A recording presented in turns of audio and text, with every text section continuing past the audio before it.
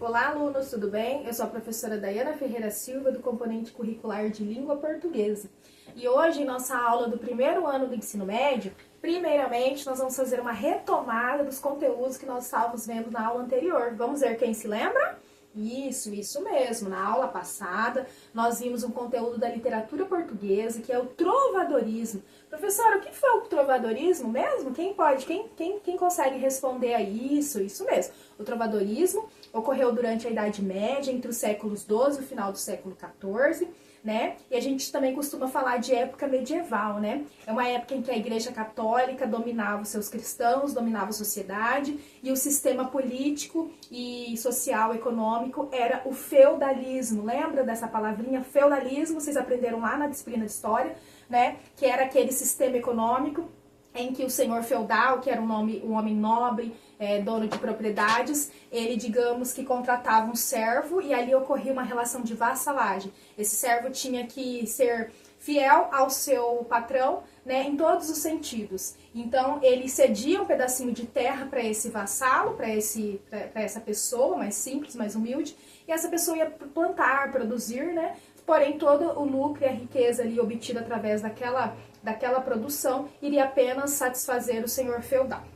Então, o objetivo da nossa aula, nós retomamos o conteúdo da aula anterior e nós vamos também interpretar na sequência algumas cantigas medievais. Isso mesmo, cantigas. Cantigas líricas e cantigas satíricas, que nós vamos ver logo na sequência quais são as características de cada uma. Então, o trovadorismo foi um movimento, popular, e os textos eram transmitidos via oral de geração para geração. Como foi falado anteriormente, nesse movimento, Deus é o centro de tudo. Então, a Igreja Católica dominava tudo e nós tínhamos o teocentrismo.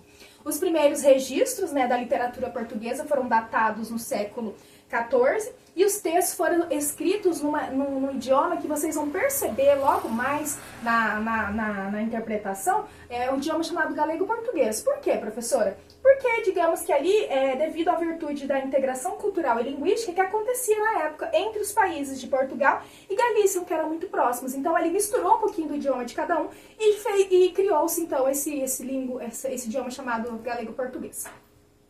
Continuando, as cantigas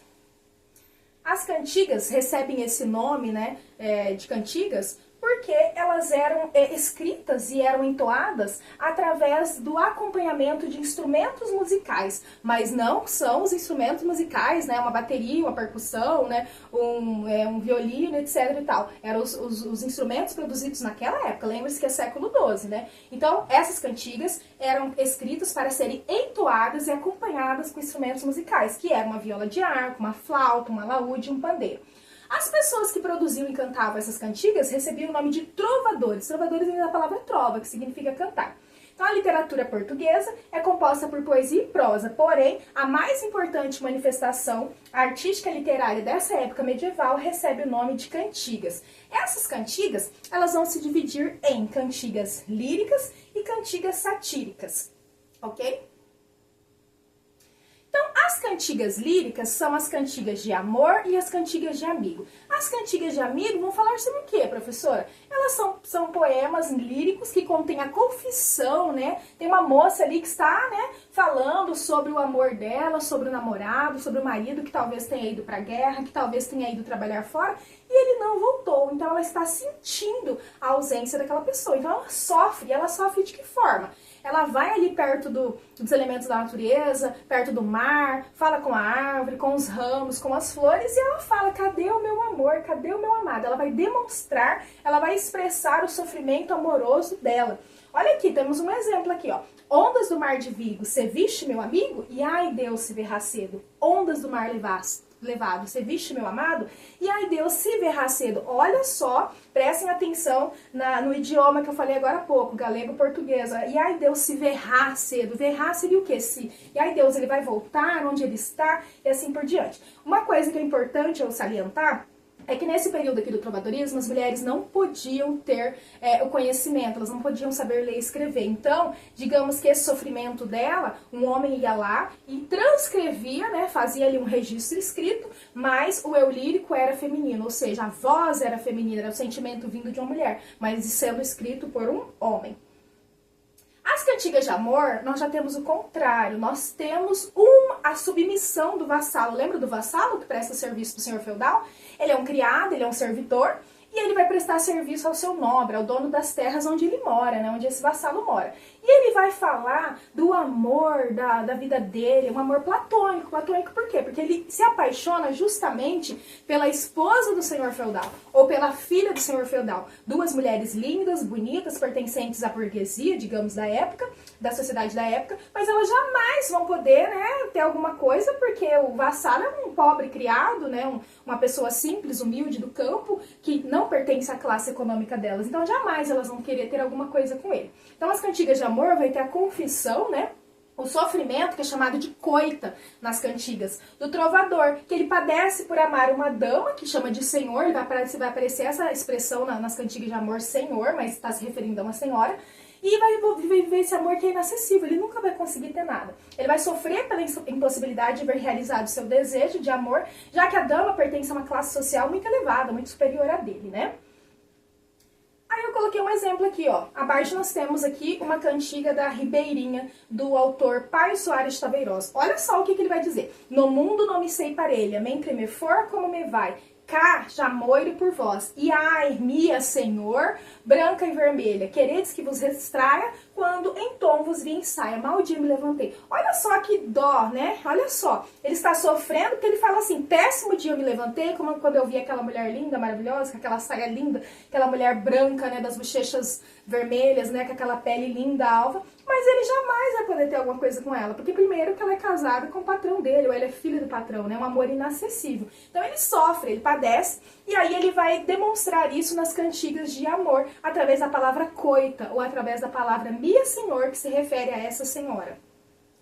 As cantigas satíricas, elas vão classificar ali, dentro das cantigas satíricas, vai ser englobadas as cantigas de escárnio e as cantigas de maldizer. Olha os nomes, escárnio e maldizer. As duas vão falar, obviamente, ó, vai descer o pau, vai falar mal de alguém, né? Só que uma vai falar diretamente, vai falar o nome da pessoa, e a outra vai falar de maneira ambígua, né, em sentido figurado. Então, lá na Idade Média, né, nesse século XII, no trovadorismo, as pessoas iam para os bailes, as pessoas fofocavam, as pessoas, né, faziam isso e aquilo, e de que forma que elas demonstravam isso? Através das cantigas, ou citando o nome da pessoa diretamente, falando algum defeito, algum comportamento, alguma atitude, ou falando de maneira mais velada, assim, mais cuidadosa. Então, vejam bem. Com a finalidade de fazer críticas mordazes e com humor, muitos eram os temas das cantigas satíricas, né? Os costumes, principalmente do clero, da igreja, a decadência de algumas pessoas, de alguns nobres, etc. e tal.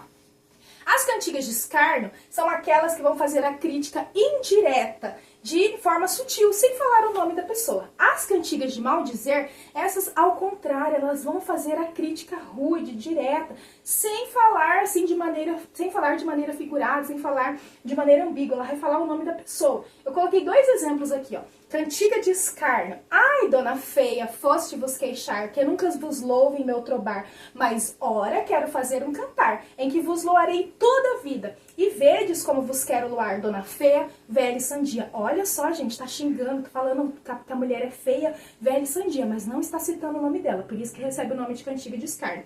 A cantiga de maldizer, ele já começa falando o nome da pessoa. Maria Pérez se manifestou, no outro dia cá por pecador, se sentiu e logo a nosso Senhor prometeu pelo mal em que andou. Tá falando que a dona Maria Pérez fez alguma coisa, aí tá falando mal e tá citando o nome dela. Imagina só se ela soube disso na época, né? Então não podemos nos esquecer. Nas cantigas de amor, nós vamos ter um cavalheiro que vai se dirigir à mulher amada como uma figura idealizada, distante, o eu lírico vai ser masculino. Nas cantigas de amigo, nós vamos ter uma moça que é pobre, que pertence, digamos, a uma classe social mais inferior, e ela vai dialogar com os elementos da natureza, vai falar com flores, com árvores, com mar, com Deus, pela saudade do amado dela que está longe. As cantigas de escárnio, nós temos críticas indiretas às pessoas e costumes da época. E as cantigas de maldizer, nós temos críticas que citam o nome da pessoa.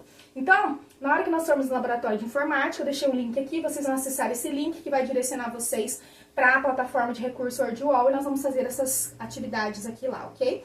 E para casa, vocês vão fazer uma pesquisa. Ainda há trovadorismo nos dias atuais presente nas letras de música?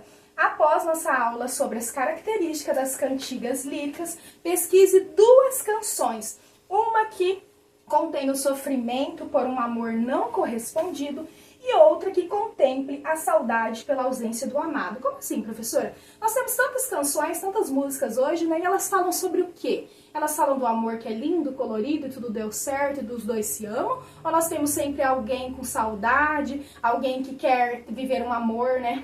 Bonito, lindo, maravilhoso, mas o outro lado não corresponde. Então vocês vão pesquisar isso. 2 canções, uma que vai falar sobre o amor, por um amor que não é correspondido, né? Alguém que tá ali buscando, tentando acessar aquele amor e não consegue. E o outro que vai falar sobre a saudade, né? Alguém que partiu, alguém que não está mais presente. E na próxima aula nós iremos socializar essa tarefinha. Então, por favor, né, quando nós formos no laboratório, nós vamos realizar essa atividade, que é um joguinho lá no WordWall, e é essa tarefinha que vocês vão fazer em casa, tá? Espero que vocês tenham gostado da nossa aula de hoje. Agradeço a colaboração e a atenção de vocês. Fiquem com Deus e até a próxima. Tchau!